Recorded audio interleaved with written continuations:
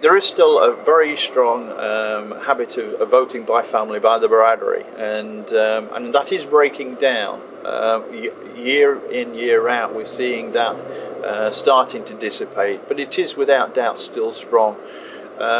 What's very clear is some of the candidates for particularly the Tory party and the Labour Party really could be in any party. They're not in a party because of the politics or the policies of that political party.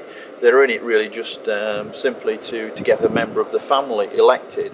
I think the younger generation are beginning now to say we don't have to follow the same old ways. I mean, traditionally it was many of the people who came to this country, the West Indians that came across in the 50s and the early 60s, and then Pakistani Bangladeshis came, traditionally what were working class and felt that the Labour Party was their party.